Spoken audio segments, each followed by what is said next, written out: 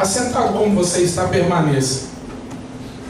Nós temos o nosso costume brasileiro de sempre estar lendo um texto antes da mensagem, mas hoje eu vou tomar de uso o costume americano.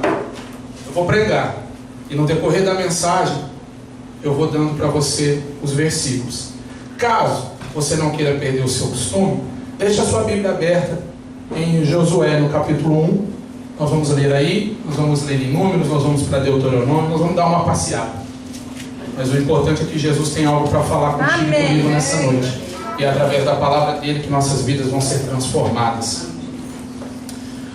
Todos nós passamos por momentos de mudanças em nossas vidas. Seja elas mudanças naturais da nossa idade, do nosso desenvolvimento, do nosso crescimento, da infância para a adolescência, para a juventude, para a fase adulta.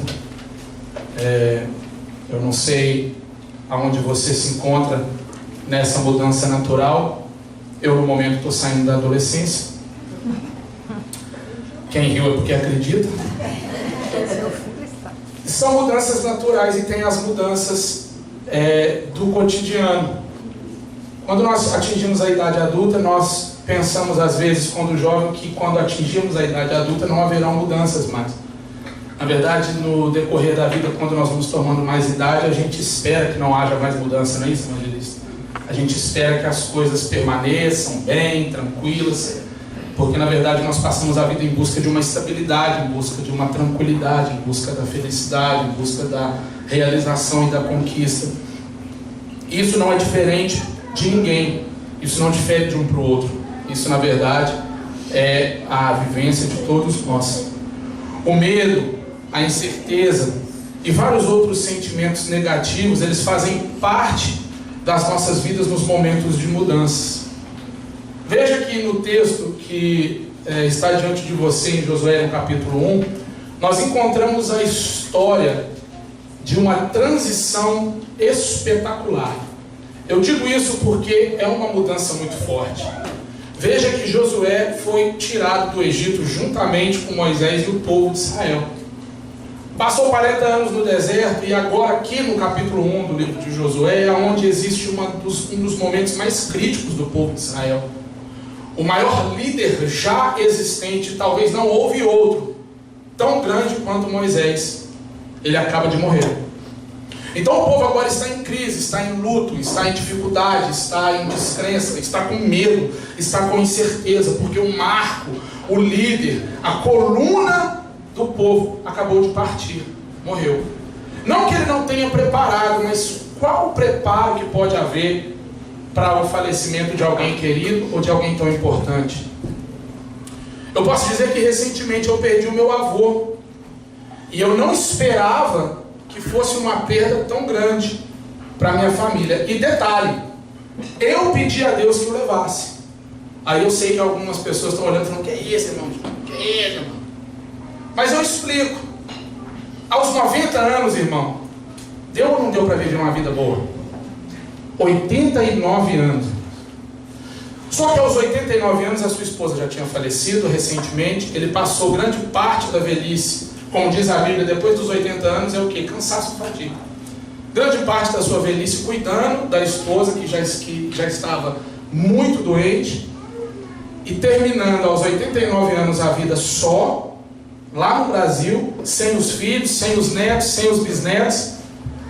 Aí a coisa ficou complicada. E eu orei a Deus, porque eu me lembro que semanas antes ele adoeceu e o pastor Gelson ministrou uma mensagem lá em Ombrante. E no meio da mensagem, do nada, sem absolutamente nada a ver com a mensagem, ele faz a menção de um costume americano que é algo terrível. E ele expressa o pedido: irmãos, não faça isso jamais. Nunca nas suas vidas coloquem seus pais no asilo.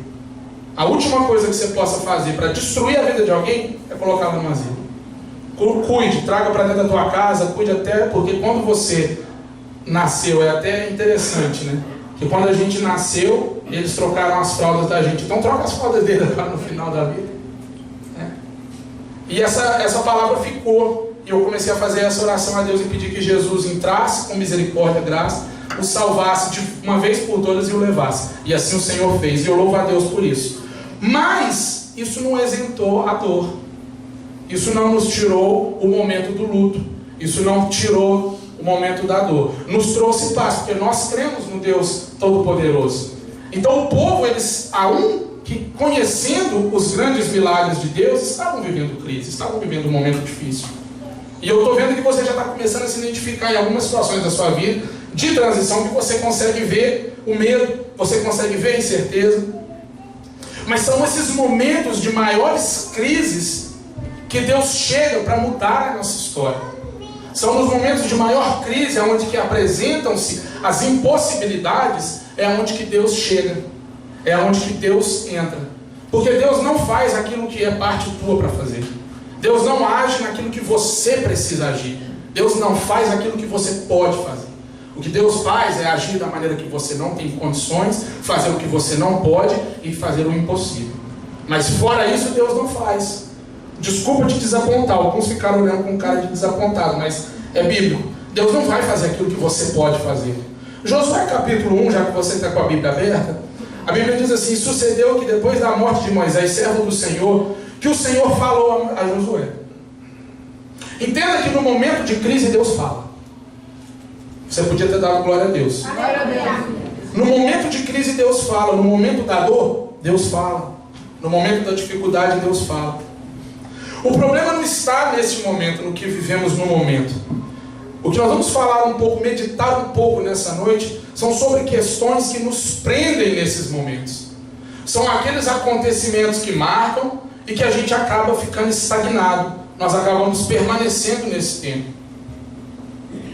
Se eu pudesse dar um título a alguma mensagem que prego, se eu pudesse, mas na verdade eu não posso. Quem dá o título à mensagem é o Espírito de Deus. Mas se eu pudesse intitular esse texto, porque na verdade eu digo isso porque você vai sair daqui talvez com 1 ponto, 2 ou 3 ou 2 ou 1 ou 4 ou 10, eu não sei, que vai mudar a sua vida. Então esse momento vai ser o que vai ser intitulado na tua vida. Mas se eu pudesse colocar um título aqui nessa mensagem, eu diria assim: vivendo às margens da promessa. Dá para se identificar com alguma coisa aqui? Vamos lá.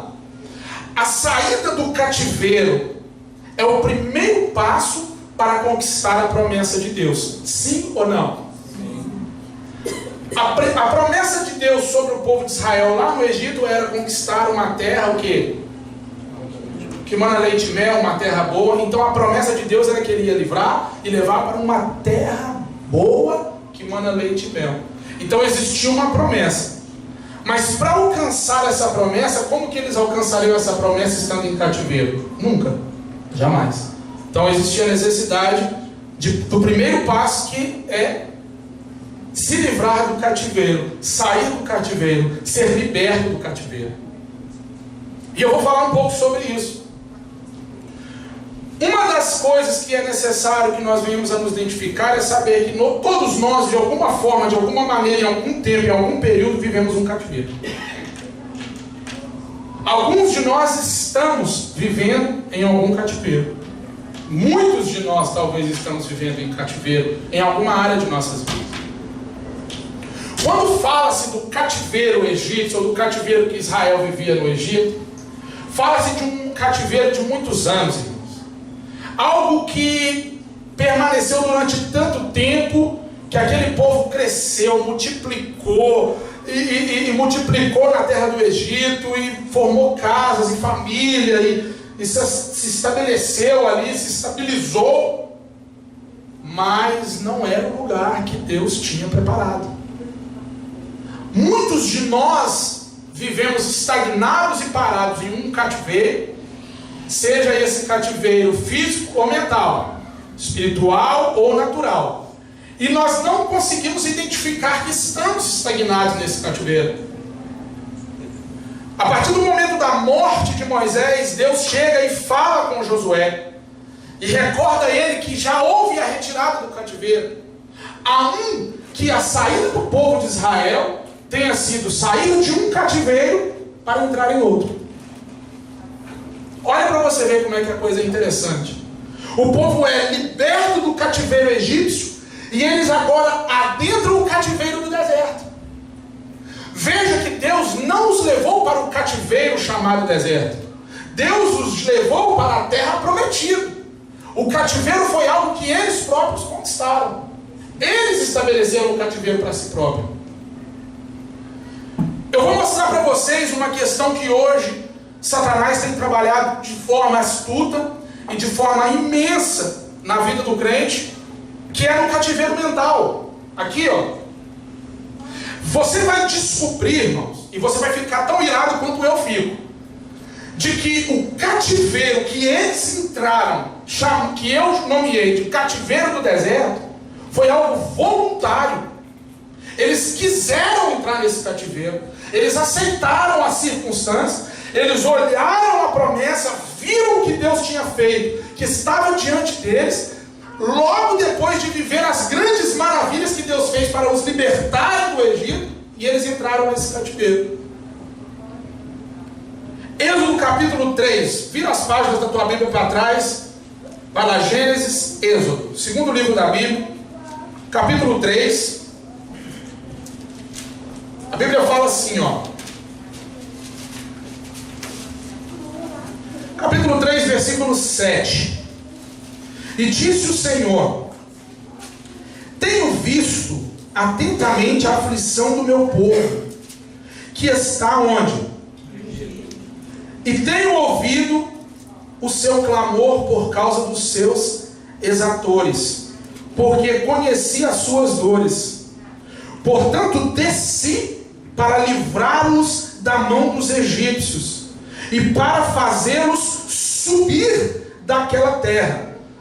Eu poderia parar aqui agora e eu poderia pregar pelo menos uns 15 minutos sobre fazê-los sair da mão dos egípcios e fazê-los subir daquela terra, porque de fato você só pode subir quando você está embaixo.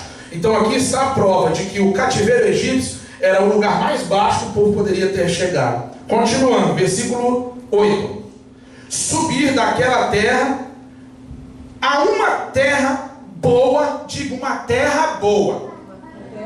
Fala mais forte assim, uma terra boa. Uma terra boa.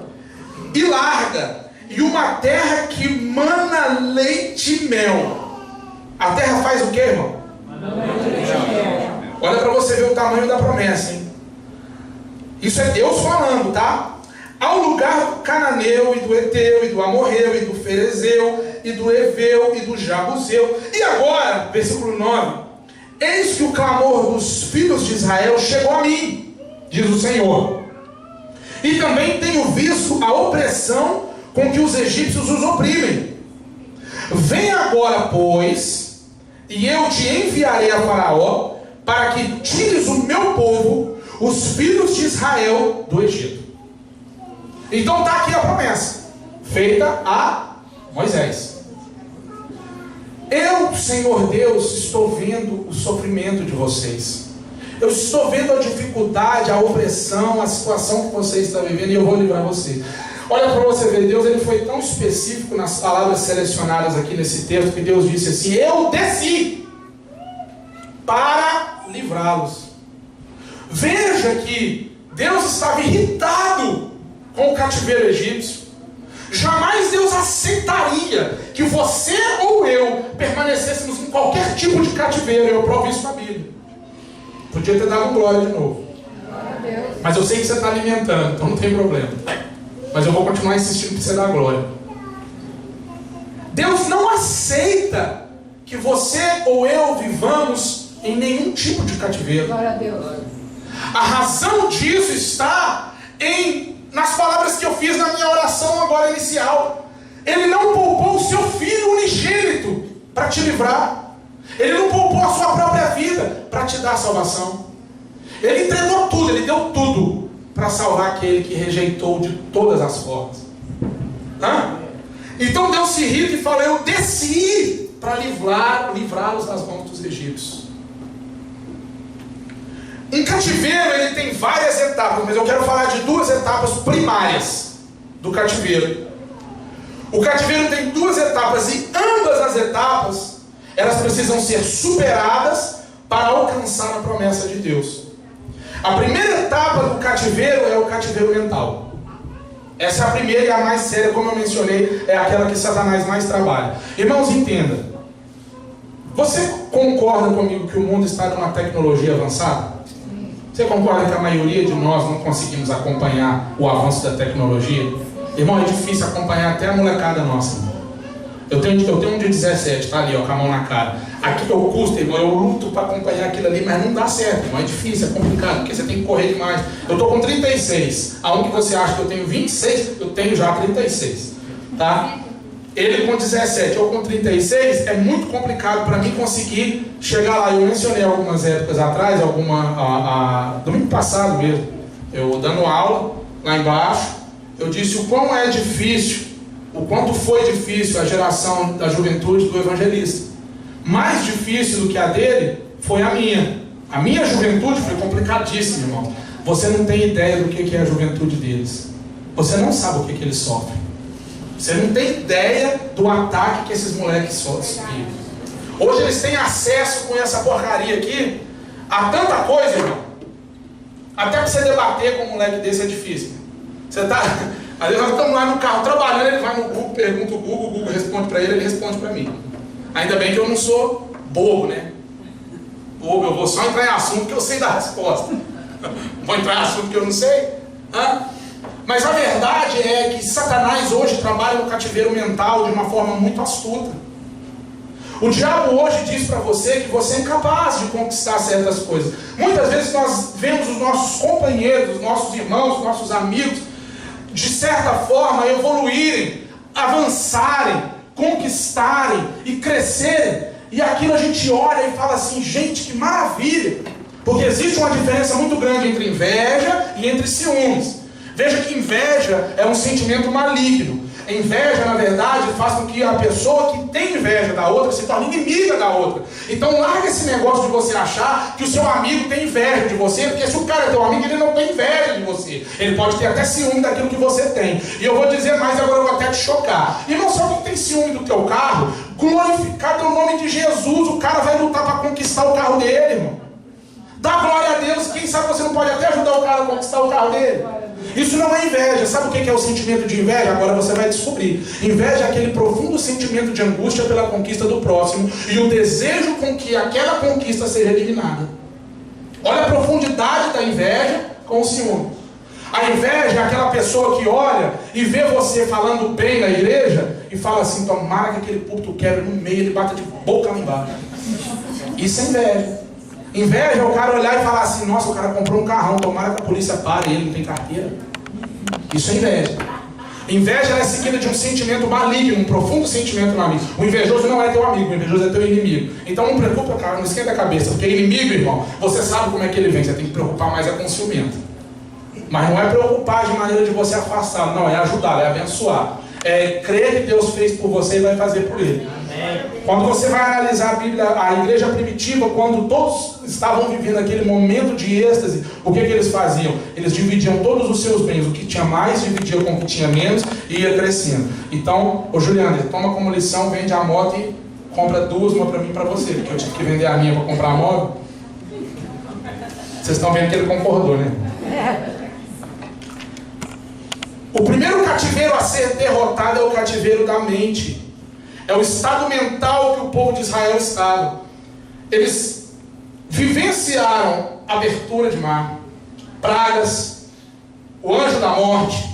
Irmãos, inúmeros, você conhece bem a história, foram inúmeros os milagres que Deus operou para tirar eles do Egito. Do mesmo jeito que quando você olha e traz para a sua vida de hoje, você vê o tanto de coisa que Deus já fez por você. Tantas maravilhas que Deus operou para você chegar até aqui. Tantas coisas que Deus passou por cima e arrebentou para que você chegasse aqui nesse lugar. Só que existe esse cativeiro da mente quando nós começamos primeiramente a nos acostumar com a nossa vida cotidiana, nosso dia a dia. Nós começamos a nos acostumar com essa vida. Vamos para a igreja na quarta, vamos no cultão de domingo e segunda, terça, quinta e sexta e sábado, isso ok. Mas quarta e domingo eu sou crente, irmão. Quarta e domingo eu estou bombando. Esse é um cativeiro, é um tipo de cativo que nós nos tornamos de nós mesmos, que nós precisamos vencer. A primeira coisa que precisa ser feita é você reconhecer que você está em algum cativeiro. Jamais o povo teria sido liberto do cativeiro egípcio se eles não reconhecessem que estavam no cativeiro. Eu acho que a maior batalha de Moisés não foi para somente livrar o povo do cativeiro, mas foi para convencê-los de que eles estavam no cativeiro. Porque já era passado tantos anos, eles já tinham casas, famílias, filhos que nasceram, gerações que foram criadas no Egito. E agora Deus vem e fala, não é isso aí que eu tenho para você. Eu tenho algo melhor. E nós todos os que estamos aqui, talvez isso aqui não caberia se eu estivesse pregando lá no Brasil, mas aqui cabe. Se você olhar para a tua vida e entender que lá no Brasil, você reconheceu que naquele cativeiro, não estou dizendo que o Brasil é um cativeiro, parece, mas não é. Eu estou apenas fazendo uma comparação. Que você descobriu que Deus tinha algo melhor para você do outro lado do Jordão, ou pode-se dizer do Atlântico Pacífico, do lado de cá, Deus tinha algo melhor para você. Do outro lado da fronteira do México, diz o Neil Wilder ali atrás, falou, eu escutei falando. Do outro lado da fronteira do México tinha algo melhor. Isso foi aquele reconhecimento de que aquilo ali precisava se mudar. Aquelas circunstâncias precisavam mudar. A maior dificuldade é essa, de você vencer e descobrir que existe uma necessidade de mudança. Existe alguma área da sua vida que precisa ser reconhecida, que precisa mudar. Eu preciso mudar isso aqui, eu preciso transformar isso na minha vida. A segunda etapa é o cativeiro natural. Seja o lugar onde você está ou o status onde você está. Aí você que vai saber. O lugar natural que eles estavam não era no Egito, não era a terra que Deus tinha para eles, não era o lugar que Deus tinha preparado para eles. O cativeiro natural deles era o Egito, mas o que Deus tinha para eles no natural era uma terra o quê? Boa, que mana leite e mel. Deus não tinha para eles uma terra meia que deserta, cheia de submissões a governos corruptos, para comer sopa de cebola, irmão. E a pastora Cis que gosta, porque ela odeia cebola, apesar que eu amo cebola, então fica aquela briga. Ela não come, eu pego a cebola e como. O Gelson pega a cebola e come, e aí vai. Porque, na verdade, essa é o estado de cativo natural, que eles reconheceram que precisava ser mudado. Agora Deus aí começa a agir, quando nós reconhecemos esse estado. Às vezes é um lugar onde você está como o seu status. Irmão, se você está no status financeiro que você reconhece que precisa ser mudado, somente você pode fazer isso. Eu costumo sempre dizer para o de 17 que está ali, de que as oportunidades, elas não vêm bater na tua porta. Isso é conversa. Isso é conversa de motivador. Isso é conversa de motivational speaker, de falador de motivação. E apesar que todos nós somos um falador de motivação, mas a motivação que nós apresentamos é bíblica, é aquilo que Jesus está falando. Deus é o maior motivador que existe no mundo. Não tem outro motivador. Deus é o que mais vai te motivar para que você faça o certo. Mas eu não preciso te trazer balela para você. As oportunidades não batem na sua porta, irmão. Essas aí são raras. Irmão, Bill Gates é raridade. Bill Gates não é o ordinário. Kobe Bryant, um dos melhores jogadores de basquete do mundo, aquele lá é raridade. Não é todo mundo que vai ser Kobe Bryant, não é todo mundo que vai ser Messi, não é nem todo mundo que vai ser Neymar. No time vai ter um Maquerano, vai ter um outro tipo de jogador, vai ter o goleiro, que eu não sei nem o nome dele, que muda tanto. Vai ter outros caras, irmão. Mas todos vão estar no mesmo time, né? Alguns sobressaem. Mas você, nós fomos chamados para sermos, não é vencedores, é muito mais do que isso. Aleluia! Glória a Deus! Ser vencedor em Cristo é diferente. Você ser um vencedor é você correr atrás, conquistar e vencer. A diferença que a Bíblia nos diz é que nós somos mais do que vencedores. Por que somos mais do que vencedores? Porque nós já entramos em batalhas com a vitória garantida. Amém. Nós já entramos na luta sabendo que vamos ganhar. Aleluia! Glória a Deus. O status, o lugar ou status onde que você se encontra. O estado cativeiro da mente, ele depende mais de nós mesmos do que das circunstâncias para que haja libertação. É algo que você precisa entender. É algo que você precisa reconhecer. Não adianta as pessoas darem as palavras ou os caminhos, ou os conselhos, ou as ideias para uma mudança mental, para que você mude a sua mente, que talvez esteja cativa em um lugar estagnado, se você não quiser que ela mude, se você não aceitá-la. Eu disse na aula de semana passada que quando eu era mais novo, eu encontrava sempre desculpas para que eu pudesse me desenvolver. Veja isso. Eu trabalhava eu trabalhava numa empresa e eu subentendia de que eu estava muito bem. Porque eu não entendia, na verdade, evangelista, não é que o objetivo de Deus é fazer com que você se torne rico, até porque, irmão, entenda isso aqui, eu não estou pregando teologia ou falsa prosperidade, estou pregando Bíblia, está na Bíblia. O maior desejo de Deus é que você se torne muito rico. Só uma pessoa falou amém, esse aí vai ficar rico. Amém. O propósito de Deus é que você fique muito rico. Ou será que foi pecado Davi ser um homem trilionário? Ou era pecado Salomão ser um homem muito rico? Ou foi... Irmão, o desejo de Deus é que você seja muito rico. O que Deus não deseja é que você ame a riqueza. O perigo não está em você ter coisas e obter bens. O perigo está em você amar as coisas e os bens que você tem. Porque você pode ser o cabra mais pobre dessa igreja e ser louco de paixão naquele objeto que você custou para conquistar. Como pode ter alguém aqui dentro que é um dos cabos mais ricos daqui de dentro e não conseguir nada do que ele tem, para ele tem valor. O que tem valor é a presença de Deus.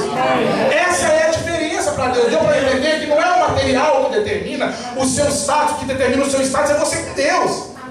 Então a vontade de Deus é que você seja assim muito rico, para que você possa abençoar a obra de Deus, para que você possa... Nem todos nós somos chamados para viver lá no Gabão, para viver lá no Malawi, para viver lá no... Nem todos nós fomos chamados. Por exemplo, eu creio plenamente que Jesus tem uma missão para mim na Suíça. Eu creio. Mas isso não me impede de Deus me abençoar, para que eu possa abençoar a obra dele, para que eu possa fazer a vontade de Deus. É um estado mental. E quando eu era novo, as pessoas diziam para mim, quando eu trabalhava nessa empresa, assim: rapaz, é interessante que se eu falasse o inglês que você fala, velho, eu já tinha ganhado essa América todinha, eu tinha ganhado o dinheiro dessa América todinha, eu tinha mandado para o Brasil. Aí sabe qual era a minha resposta? Eu falei assim: eu, mendigo americano fala inglês. E é mendigo. Não é o inglês que vai me fazer ficar rico aqui, não. É uma ótima resposta, mas é a resposta de um cativeiro mental. Eu achava na minha cabeça de que as capacidades que Jesus nos deu, elas eram limitadas mediante as circunstâncias. E as circunstâncias não podem determinar aquilo que Deus tem. As circunstâncias, eu vou provar na Bíblia, vamos para a Bíblia. As circunstâncias do povo egípcio, do povo de Israel no cativeiro egípcio, era de prisão, era de escravidão, era para eles permanecerem naquela escravidão até a morte. Aquela lá era a circunstância. Mas a circunstância que Deus apresentou era diferente. Ei, eu estou tão irritado que eu desci para livrar vocês. Eu quero que vocês saiam dessa terra, desse cativeiro, que eu não chamei vocês para viver preso por causa dos homens, eu não chamei você para viver submissa a homens, eu chamei vocês para serem livres, para viverem livres. Irmãos, entenda, tem uma mensagem que fala sobre o escravo de orelha furada. Eu parei de pregar ela porque tinha gente falando que eu estava falando que podia furar a orelha, e não é isso. O escravo de orelha furada é aquele que lá, nos 50 anos do Pentecoste, ele descobre que depois da sua dívida paga, a dívida dele agora está paga, ele não deve mais. Lá no Pentecoste, 50 anos, lembra disso? Quem estudou a Bíblia? Quem estuda a Bíblia, diga amém. Amém. Então lá a sua dívida era paga, nos 50 anos era paga, você era livre, agora você não era mais escravo do seu Senhor. Você tinha uma dívida, o seu Senhor, agora você é senhor daquele que você deve. Então agora você vai pagar trabalhando, você, seus filhos, sua família, sua mulher, todo mundo vai trabalhar por fulano. Só que aí o fulano chegava no Pentecoste e ele falava assim: não, agora acabou, era lei, ele tinha que perdoar todas as dívidas. Aí agora as dívidas todas eram perdoadas. Só que aquele escravo, ele se sentia tão beneficiado pela escravidão que ele tinha daquele senhor, que ele voluntariamente decidia permanecer na casa do seu senhor. Sabe quem é esse escravo de orelha furada? Você e eu. Quando nós descobrimos que o nosso novo Senhor, aquele que nos comprou por bom sangue, aquele que chegou e desceu da cruz, depois de ter subido nela, aquele que pegou a sua e a minha dívida, aquele que pegou o seu pecado e o meu pecado e pregou na cruz do Calvário e disse assim: ei, você tem dívida, você está devendo muita coisa, você está ruim na vida, mas eu vou pegar a sua dívida e eu vou levar ela comigo, agora eu vou pagar. Aí ele pegou você e falou assim: vem ser, sai da escravidão egípcia, sai da escravidão do mundo e vem ser escravo meu, vem ser servo meu, vem ser servo do Senhor Jesus. Aí você descobre que a nossa liberdade, ela era uma liberdade limitada da opressão satânica. Agora Jesus nos comprou por um bom preço para que nós fôssemos livres em Cristo.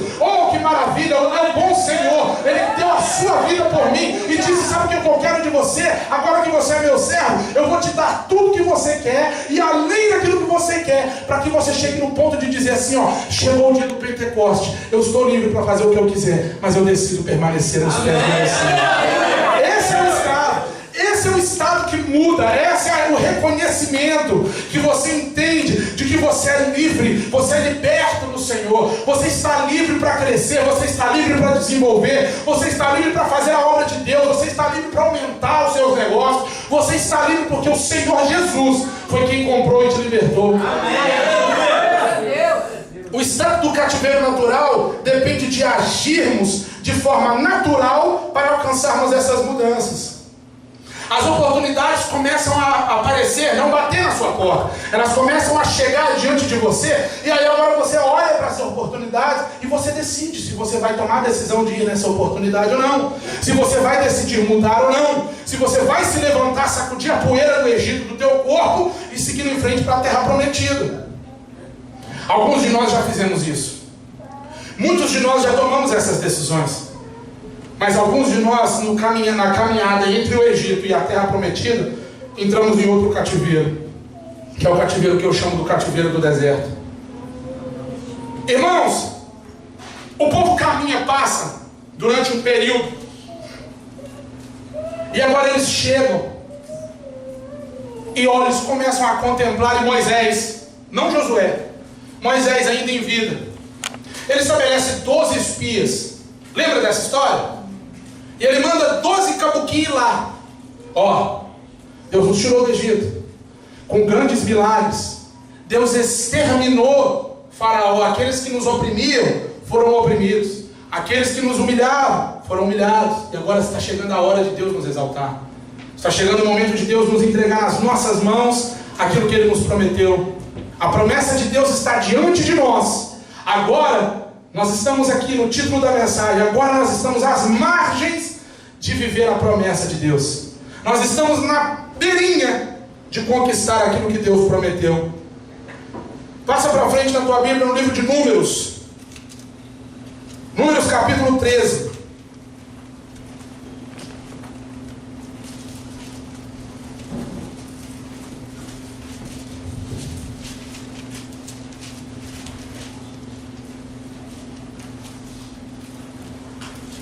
Números capítulo 13.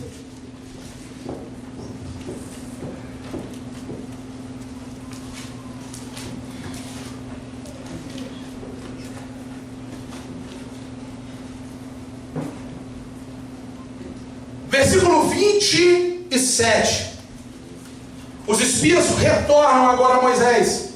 Moisés, ele devia estar em cima de algum lugar, pregando para o povo e dizendo assim: minha gente, nós saímos, nós caminhamos, nós superamos o Egito, nós vencemos os egípcios, nós vencemos as adversidades, nós passamos por cima de mar, terra, água, nós destruímos aquilo que nos prendia mentalmente naquele lugar, nós conseguimos superar aquilo que na naturalidade nos fazia permanecer, e agora nós chegamos aqui, veja o versículo 29.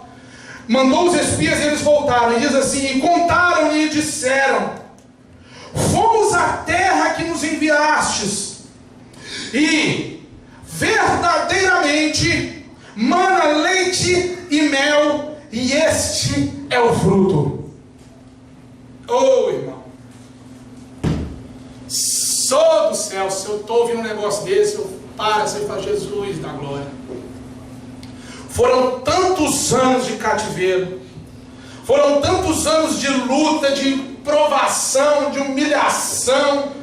Agora finalmente a Bíblia relata de que eles trouxeram, depois de 40 dias de espiarem a terra. Entenda isso aqui, irmãos, entenda esse negócio. Esses homens entraram em Canaã. Eles andaram. Naquela época, espias, eles eram sujeitos à morte. Eles não passaram 2 horas do tempo deles na terra, eles passaram 40 dias. Eles rodaram aquele lugar todo e viram que a terra era o que Deus disse lá atrás, boa. Número 2, eles contemplaram com os olhos deles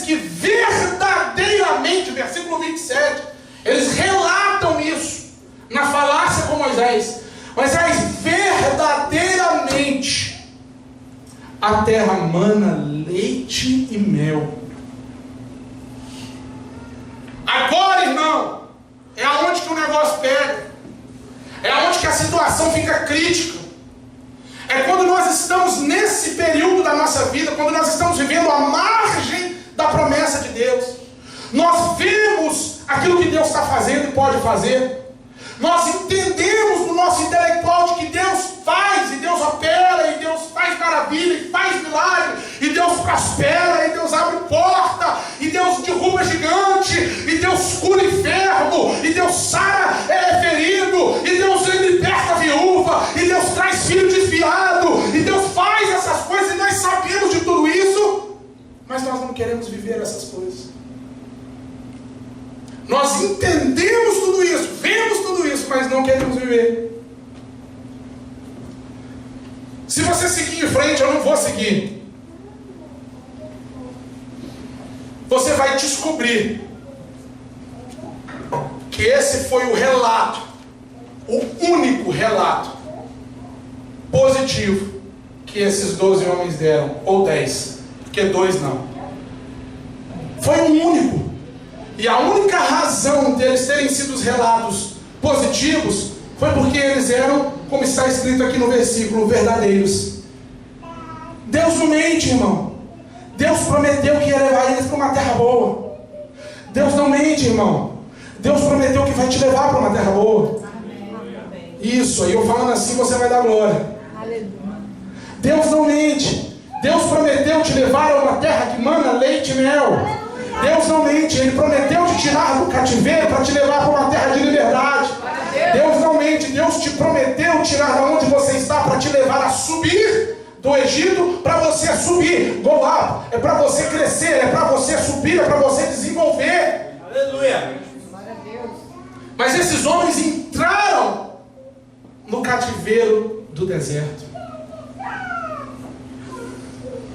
A vitória sobre o cativeiro da nossa mente está em podermos nos projetar através da fé para a promessa que Deus fez.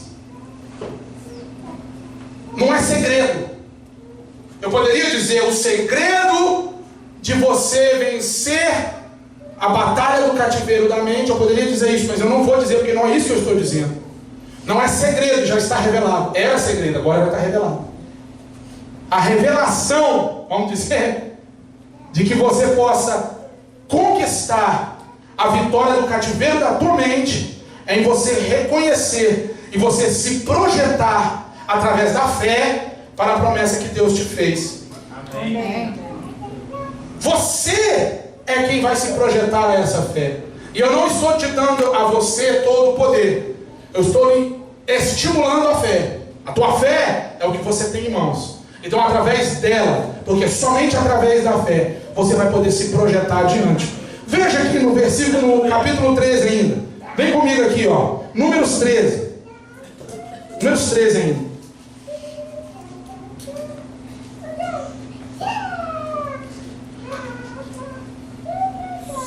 Verdadeiramente, essa terra mana leite e mel. Verdadeiramente indica de que aquilo que Deus diz a seu respeito e a meu respeito é verdadeiro. Que o que Deus disse como promessa para que você e eu venhamos futuramente viver, para Deus não há o futuro, porque Deus Ele é onipresente. Quando Deus diz, você vai viver so and so, é porque Deus já está vivendo com você naquele período. Entende, irmãos, que quando Deus disse, eu quero e preparar, quando Jesus disse para os discípulos assim, eu vou preparar-vos lugar, aonde nós lá vamos estar vivendo, Ele já está vivendo com você e comigo na eternidade. Ele já está gozando a eternidade contigo e comigo. É diferente de você e eu que somos limitados a esse período em que nós vencemos o Egito, superamos o deserto e tomamos posse da terra prometida. Números 13 ainda, o lugar, é muito interessante isso, irmãos. O lugar aonde o povo está agora é o mesmo lugar que eles estavam 40 anos antes. Olha isso.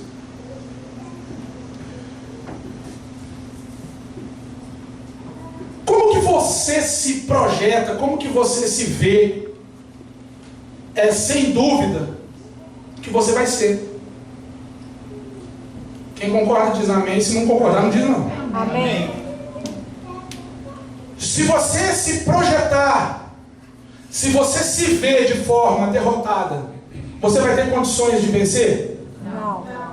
Se você se vê como um derrotado, como um perdedor, ou se sujeitando à circunstância vindoura, você vai superá-la? Não.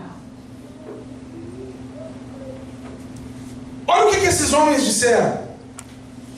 Eu vou falar isso aqui 1 minuto e já vou entrar para o terceiro ponto. Tá bom, 8 horas, ainda dá até aí para as 10h30. Versículo 33 do capítulo 13.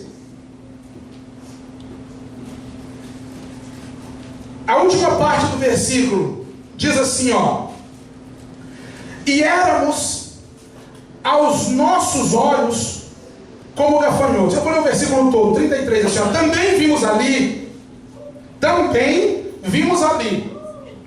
Por que também vimos ali? Porque eles viram outras coisas além do que eles estão vendo agora.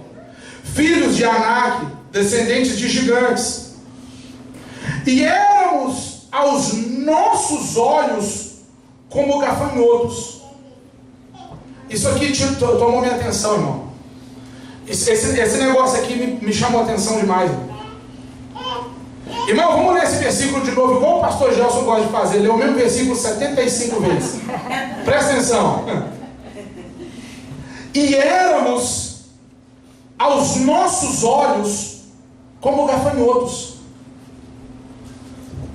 Como que eles estavam se projetando diante de um lugar, eu vou dizer de novo, que eles entraram, caminharam, uma terra que eles espiaram, eles escolheram um cacho de uva gigante, que eles tiveram que passar um toco no meio do cacho, botar um nas costas e outro na outra para trazer o cacho.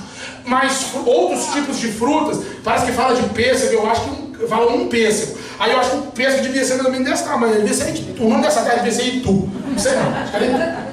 E levaram e colocaram diante de Moisés e falaram assim, ó: a terra realmente é boa, mana leite e mel, e isso aqui é o fruto de lá. Mas mesmo assim, Juliana, eles falaram isso, e depois desta declaração, eles começaram a declarar o seu futuro, dizendo que tem gigante, tem dificuldade, tem complicação, eu não vou conseguir, eu não sou capaz, eu não me consigo ver nessa terra, eu não tenho preparo para isso, eu não posso ser dono da minha própria companhia, eu preciso continuar trabalhando para os outros, eu não posso crescer aqui nesse país porque eu não tenho documento, eu não tenho condição de fazer algo melhor porque eu não falo inglês, eu não tenho condições de melhorar meu status de vida porque eu não consigo dirigir, eu não consigo tirar uma carteira, eu não consigo, isso é um status mental. Essa é uma situação que nós nos colocamos nela, nós que tomamos essa posição. Eu não estou dizendo para você se tornar um louco, que tudo que falar para você fala, eu faço, eu vou, eu pulo lá dentro. Não, mas a intrepidez, ela caminha junto com a fé, irmão. Não adianta você vir dizer para mim, conversinha fiada de que você crê naquilo que Deus tem para você, mas você não age em prol disso. Não adianta você dizer que você crê naquilo que Deus tem para a tua vida, mas você não faz nada a respeito disso. Não adianta você dizer que crê nas promessas de Deus e olhar a terra mandando leite e mel, o trem bombando, e você olhar para aquilo e falar, mas tem gigante. O salário deles, irmão, você quer que eu provo isso? O que aconteceu lá na casa de Raabe? Quando Josué, agora, lá no capítulo 1, lá na frente, quando nós vamos ler lá em Josué, quando Josué está lá do outro lado da margem, onde que nós vamos começar a falar agora para terminar? O que acontece? Quando ele manda 2, claro que ele foi muito mais esperto, ele lembra que quando mandou 12, 10 voltaram negando e 2 voltaram falando que era de Deus. Aí ele falou, não, agora eu vou mandar só 2. Porque se um deles falar bobagem, eu corto ele da parada e fica só com 1. Aí eu vou eliminar a probabilidade de 10 contaminar e 2. Não vai ter contaminação, não, vai só 2. Mas os 2 espias que foram à terra, irmãos, eles caminharam naquela terra, ó, pianinho. Tiveram que se esconder na casa da prostituta Raabe.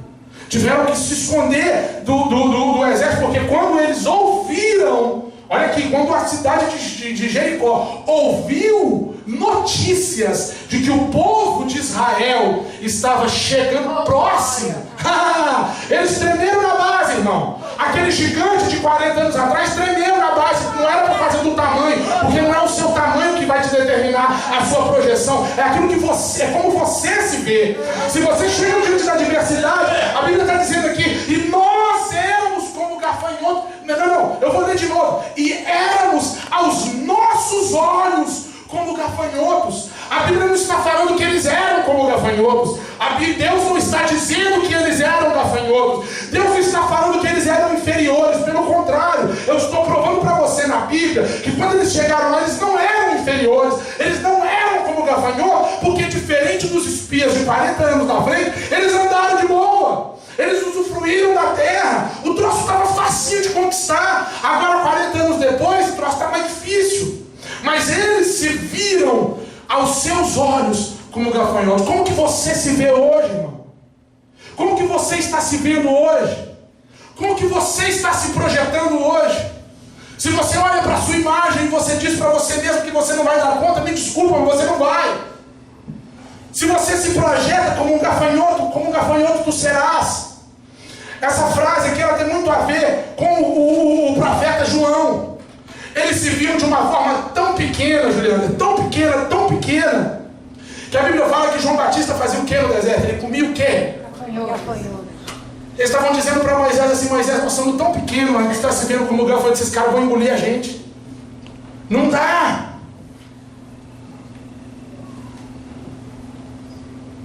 Como você vai se projetar? Como você vai se ver? É você que vai vencer isso. É você que vai entender. Não, chega. Está na hora de eu mudar isso. Eu preciso mudar isso. Eu preciso mover. O lugar aonde Josué e o povo estão agora é o mesmo lugar de 40 anos atrás. Vamos para Deuteronômio? Vira só Deuteronômio capítulo 34. É só você ir lá onde você estava com a Bíblia aberta em Josué e virar umas 2, 3 páginas, dependendo da sua Bíblia. Atrás. Deuteronômio 34. Versículo 8 fala assim, do capítulo 34 de Deuteronômio: e os filhos de Israel prantearam a Moisés 30 dias nas campinas de Moabe. Ei, aonde eles estavam, irmão? Nas campinas de Moabe. Aonde que eles estavam? Você sabe onde que é as campinas de Moabe ou não? Não. Então, eu também não sabia não. Eu fui lá na Bíblia, olhei no mapa. Aí eu peguei o mapa e descobri que as campinas de Moabe era do outro lado do Jordão. E lá de cima da campina de Moabe, eles olhavam a terra prometida lá embaixo. Hã? Legal, né? Aonde que eles estavam pranteando a morte de Moisés? Nas margens da promessa. Quando Deus chama Moisés, Josué, fala para ele assim: olha, agora meu servo Moisés morreu. Vamos começar a pregar agora, irmão, para terminar esse negócio. A um que libertos do cativeiro egípcio, o povo se tornou cativo de si próprio no deserto, eu já falei. E muitos de nós vivemos na margem da promessa, porque não fomos libertos dos cativeiros do mundo e nos tornamos cativos dentro das nossas próprias religiosidades. Eu vou só te apresentar alguns pontos para que você medite. Eles já estavam no lugar onde que eles deveriam estar. Voltaram 40 anos depois agora ao limiar de onde que eles precisavam estar. Eu disse no início e repito: Deus não faz por nós o que nós precisamos fazer. Vira a página para Josué, capítulo 1 aí. Veja comigo o versículo 2. Deus diz assim: Moisés, meu servo, este, ele é morto. Ô Josué, presta atenção, Josué, eu estou falando com você. Olha para cá, Josué. Levanta-te, pois, agora. Eu quero falar disso aqui. Quando Deus diz a Josué, ele disse o quê? Josué, eu estou te pegando pela mão e te levantando. Sim ou não? Deus falou que estava levantando Josué ou não? Não. Deus falou no versículo 2 assim, ó, levanta-te, pois, agora. Porque Deus não faz para você o que você tem que fazer. É você que tem que se levantar. É você que tem que se colocar de pé. Eu disse no início, era um momento de crise, de depressão, de humilhação, de perda, de medo, de transição. Por mais que Josué tinha caminhado do lado de Moisés a vida toda, na morte de Moisés, o camarada ficou abalado, irmão. Não vem dizer que não, porque ele ficou. O cara treme nas bases, porque uma coisa é você liderar debaixo da liderança do teu líder. Outra coisa é quando ele parte, você tem que tomar conta do negócio. Você já reparou que tem gente que é um ótimo gerente, um gerente espetacular. Quando o patrão sai, o cara vira patrão, acabou. O cara deixa o medo dominar, o cara deixa as circunstâncias dominar.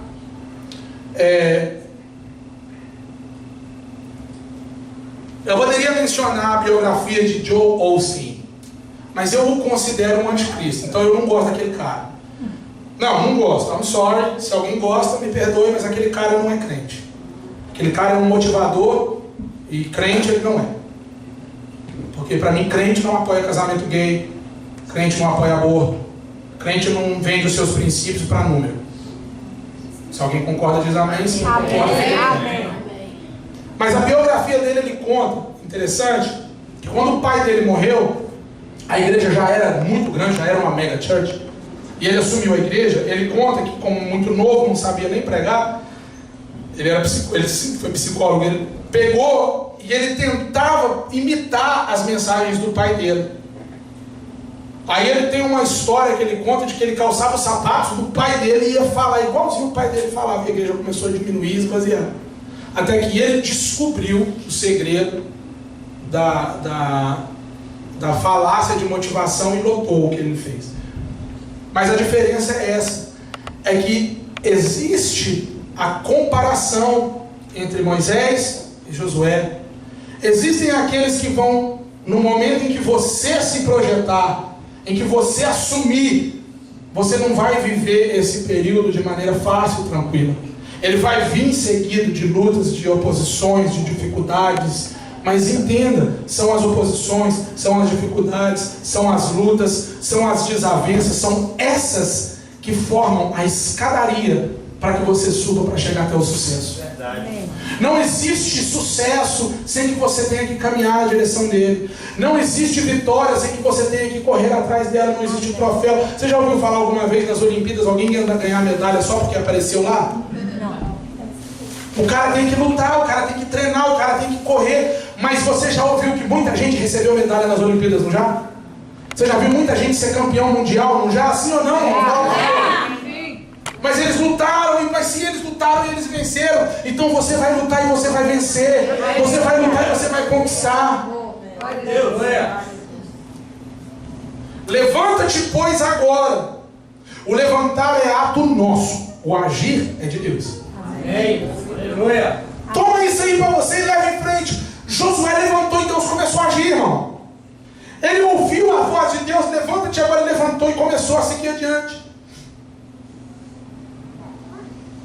Levanta-te, pois, agora, viver a promessa e desfrutar do que Deus já havia nos dado. Segue o versículo 2 comigo. Levanta-te, pois, agora, passa esse Jordão, tu e todo este povo, a terra que eu dou aos filhos de Israel. E há pouco tempo atrás, alguns minutos, nós lemos que Deus falou com quem sobre essa terra, primariamente, há 40 anos antes. Ele disse para Moisés assim, ó, pega, liberta o povo e vai para a terra que eu dou aos filhos de Israel. Só que esse povo que saiu do Egito e parou às margens e retornou, eles não assumiram, eles não tomaram e eles não desfrutaram das bênçãos do que o Senhor tinha para eles na terra prometida. Esses voltaram e todas as gerações que saíram do Egito pereceram no deserto. Todos ficaram para trás. Isso me mostra que existem decisões na vida que são tão sérias que vão fazer com que eu permaneça onde que eu estou até o resto da minha vida. Se eu não me levantar, se eu não tomar alguma decisão em prol de conquistar a promessa de Deus para a minha vida, eu corro um grande risco de passar 40 anos e perecer no deserto. Amém. É importante nessa noite que nós assumamos uma postura diferente mediante a promessa que Deus... Quem tem promessa diz glória. Se você tem promessa, então assume a postura de quem tem promessa nessa noite. Se você tem promessa, assume a postura de servo e serva de Deus, que assume a postura de que vai conquistar a promessa que Deus tem. Porque viver a promessa e desfrutar do que Deus já havia nos dado é benefício de poucos. Deus já prometeu, Deus já liberou, agora você tem que somente conquistar. Amém. A terra que eu dou aos filhos de Israel. Versículo 3: todo lugar que pisar na planta do vosso pé, vou-lo tenho dado. Tem algum professor de português aqui? Não, né? Não. Pois é, meu português é horrível. Eu falo mal português. Eu não sou bom. Mas o que eu entendo aqui, se eu tiver errado, alguém me corrige. E se me corrigir, vai avacalhar a mensagem. Mas me corrige assim mesmo. Ó, todo lugar que pisares a planta do vosso pé, vou-lo tenho dado. Isso aqui é presente ou passado? Isso é presente? Vou tenho dado. Vou-lo tenho dado. Passado. Eu entendi passado. É, passado. Ele continua e diz assim, ó: a terra que vou-lo tenho dado, como eu disse a Moisés. Isso aqui deixa bem claro, irmãos, que Deus não está te dando algo, Ele já te deu. Ficou bem claro que Deus não está te prometendo algo, Ele já prometeu. Ele está dando garantia de que a terra que Ele vou-lo tenho dado, como eu disse a Moisés. Eu já te entreguei nas suas mãos lá atrás. Eu já te disse antes que é tua, a conquista é tua. Eu já prometi, eu já dei, eu já falei. Eu vou fazer, não, eu já fiz por você. É você que precisa crer, é você que tem que tomar posse.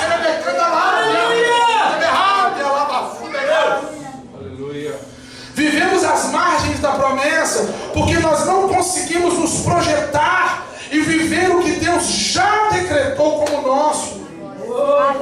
Vou-lo tenho dado, como eu já disse, eu já te entreguei, já é teu. Toma posse disso aí. Aleluia! Oh, xerebecanda lá na sua, reminabia rai. Xerebecanda lá, biastuga, talvez Deus me trouxe aqui nessa noite para dizer somente isso, irmãos, que Ele já prometeu, Ele já disse que vai fazer, Ele já disse que está feito, Ele já entregou nas tuas mãos. Ei, toma posse disso aí, toma posse desse negócio, toma postura, comece a se enxergar diante da promessa de Deus, comece a se enxergar vivendo a promessa de Deus. Ei, o melhor de Deus ainda está por vir, é algo que se canta na musiquinha do Kleber Lucas, mas você pode aplicar isso para você. O melhor de Deus, que foi Jesus, já veio, mas o melhor de Deus na sua vida está por vir, não. Ele já decretou que já foi liberado. Ei, xadecanda lá, basura révia, assume esse negócio, toma nas tuas mãos, projete-se dentro desse negócio, porque Deus vai fazer grandes coisas. Ai, meu Deus, Salmo 126. Quando eles voltavam de Sião, a Bíblia diz que o povo olhava e falava assim: grandes coisas o Senhor fez por estes. E a Bíblia diz assim, que eles diziam assim: ó Senhor, grandes coisas o Senhor fez por nós. Por isso os nossos lábios encheram de riso e a nossa boca de cântico. Entenda que quando o povo estava no cativeiro, seja no cativeiro egípcio, seja no cativeiro babilônico, seja no cativeiro da mente, seja no cativeiro do natural, eles eram pedidos assim: ei, povo, canta para nós queremos ouvir os cânticos de Israel, nós queremos ouvir as músicas que eram cantadas no arraial. E aquele povo virava e falava lá no Salmo 136 e dizia assim: como poderemos nós entoar cânticos ao Senhor se estamos vivendo este momento de opressão? Como nós podemos entoar os cânticos de Israel se nós estamos sendo humilhados? E agora Deus, lá no Salmo 126, ele diz assim: vem e volte de Sião, porque grandes coisas o Senhor tem feito. O Senhor livrou eles do cativeiro e levou eles de volta para Sião. Deus te livrou do teu cativeiro e já passou o momento de você plantear. A morte de Moisés já ficou para trás. Agora é o momento de tomar posse da terra prometida. Eita, labaxu! Juliai. É momento de você assumir a postura diferente na tua vida, uma posição com Deus. É você tomar posse da promessa de Deus. É você tomar postura diante de Deus e deixar que Deus te use. Deus faça a vontade dele na sua vida. Deus cumpra a vontade dele no teu ministério. Ei, tem pessoas aqui que não se acham capazes de efetuar o ministério, mas Deus nessa noite me trouxe para confirmar que quem te chamou não foi homem. A promessa foi decretada através de Deus para a sua vida. Você foi chamado sim para fazer a obra do Senhor, para decretar a vitória de Deus, para pregar as almas, para poder testemunhar daquilo que Deus vai fazer, porque através da tua vida, através das nossas vidas, Deus quer mostrar o seu amor, Deus quer mostrar a sua vitória, Deus quer mostrar as suas bênçãos, e Deus, além, acima de tudo, Ele quer mostrar e revelar a promessa. Aleluia! Glória a Deus! Passamos por crise, sim, por lutas, por guerras, por batalhas, mas por tudo isso nós passamos, e nada disso nós permanecemos. Em nossa jornada com Cristo, a luta passa. Em nossa jornada com Cristo, a dificuldade passa. Amém. Em nossa caminhada com Cristo, as adversidades passam. Em nosso caminhar com Deus, as acusações passam. Os momentos de luta passam. Porque tudo passa. O que permanece é Deus. O que permanece é Cristo. O que permanece é a promessa. Ei, eles passaram do Egito ao deserto. Voltaram para o deserto. E em momento nenhum a promessa de Deus foi revogada. Deus permaneceu fiel. Deus permaneceu, a sua promessa perpetuou. Deus vai cumprir, porque Deus não mente. Deus, a única pessoa, irmão, que pode impedir com que o cumprimento da promessa venha na sua vida é você. Mas ninguém pode impedir a promessa de Deus na tua vida. Não tem homem, não tem circunstância, não tem dificuldade, nada pode impedir que a promessa de Deus se cumpra na sua vida. Somente você pode impedir isso. O cativeiro é passageiro. Os que permanecem nele é porque não entenderam ainda que fomos comprados por um bom sangue. Os que permanecem presos são aqueles que não conseguem se projetar diante. Os que permanecem às margens da promessa são aqueles que não conseguem ver que a terra é boa, que a terra mana leite e mel, e que essa é a terra que Deus prometeu a você. Amém. Não adianta você apenas olhar e contemplar os benefícios de Deus. Entenda nessa noite, é o momento de você viver os benefícios de Deus. É hora de você viver a promessa de Deus. Superar e vencer são consequências de nós levantarmos e crer no que o Senhor tem o melhor para nós. Crer que Deus tem para o nosso futuro aquilo que Ele já prometeu. O teu futuro é futuro para você, mas é presente para Deus. Aquilo que Deus tem para você no amanhã é algo que Deus disse para você no ontem. É algo que Deus já prometeu lá atrás que você seria. As acusações e cativeiros passados foram vencidas. E os que não esperam adiante são os que não esperam adiante são as conquistas das promessas do Senhor. As acusações são aquelas que nos desviam. Eu tentei falar uma palavra difícil aqui, não saiu. São aquelas que nos tiram do foco de alcançar a promessa de Deus. Permanecer nas margens das promessas nunca mais. Amém? Permanecer às margens do rio Moab, não, do monte Moab, não. Amém. Do lado de cá do Jordão eu não fico. Amém. Eu não aceito permanecer do lado de cá. Eu me levanto, como Josué diz, levanta e passa o Jordão. Eu me levanto nessa noite e eu vou atravessar o Jordão. Eu me levanto hoje para tomar posse da promessa de Deus. Eu não vou ficar do lado de lá. Eu não vou permanecer às margens. A promessa de Deus eu quero conquistar. Coloque-se de pé nessa noite se você quer conquistar a promessa de Deus. Eu quero, aleluia. Fica de pé aí no seu lugar. Se você quiser vir na frente, se você quiser vir para o altar, os obreiros vão orar, nós vamos orar. Nós vamos orar para pessoas que querem essa mudança, essa transformação. Vamos orar aqueles que reconhecem nessa noite que precisam de uma transformação, de sair totalmente desse cativeiro, seja o natural, seja o físico, seja o mental, seja do ministerial. Talvez você não está se sentindo capaz. Deus nessa noite está levantando pessoas que querem de fato viverem a promessa de Deus. Deus fez promessa. Se Deus fez promessa, Ele vai cumprir. Se você quer viver as promessas de Deus, eu sugiro que você corra aqui na frente. Os obreiros vão orar, nós vamos orar por você. Mas não é a oração que vai mudar a sua vida. Não é o que nós oramos que vai mudar, transformar a sua história. Não é aquilo que nós falarmos As falácias das nossas orações, elas têm muito pouco poder.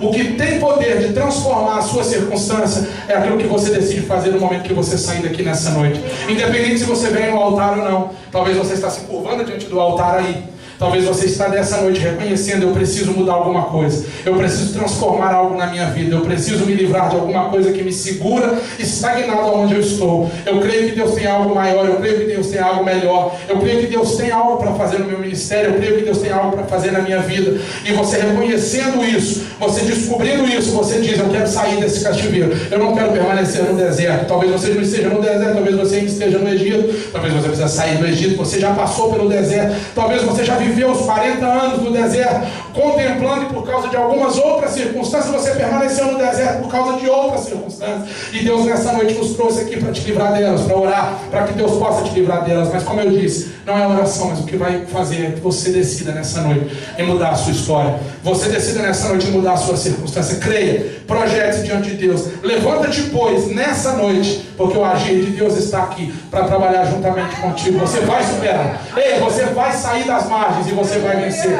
Você vai passar para o outro lado. Cadê o louvor? Vamos louvar, vamos adorar o nome de Jesus. Eu gosto de louvar, gosto de adorar. Eu gosto de bendizer o nome do Senhor pelas grandes coisas que o Senhor tem feito. Eu gosto de celebrar o nome do Senhor. Sim, sim, eu canto porque os meus lábios se encheram de riso e a minha boca de cântico, porque grandes coisas o Senhor tem feito por nós. Grandes coisas o Senhor tem feito por nós nessa noite. É momento, sim, de nós olharmos e reconhecermos de que Deus tem promessa, mas Ele não tem promessas guardadas. A promessa de Deus já foi liberada, ela já foi dada para mim e para você. Os obreiros podem orar pelas pessoas que estão aqui na frente, Cleonice. Vamos orar enquanto nós estamos louvando. Nós vamos estar ministrando, louvando, orando, para nós podermos encerrar. Mas você não sai daqui nessa noite mesmo. Você não volta para casa a mesma pessoa. Deus está mudando essa história. Deus está mudando o quadro da sua vida. Deus está mudando as circunstâncias que você vive hoje, e dando a você a revelação de que a promessa está liberada.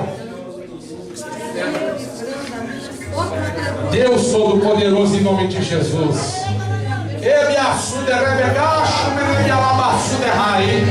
Em nome de Jesus, Deus Todo-Poderoso, nessa noite nós cremos no teu milagre. Nós cremos, ó Deus amado, naquilo que tu falaste conosco nessa noite, ó Deus.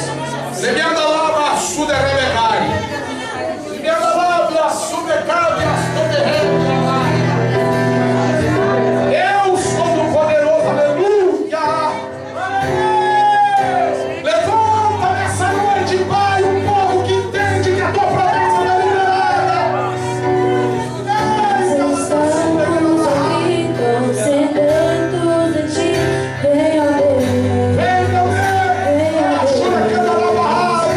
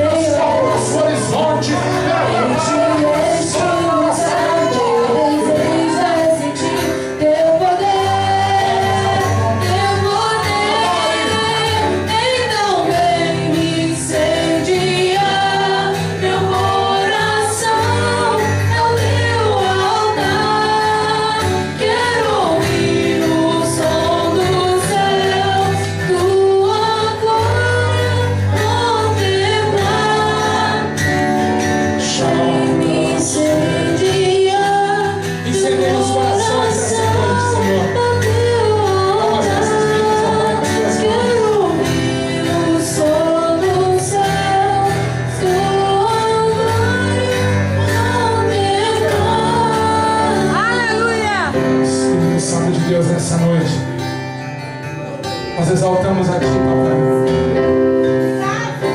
Nós glorificamos o Teu nome, a Deus, porque nessa noite nós decidimos atravessar para o outro lado, papai.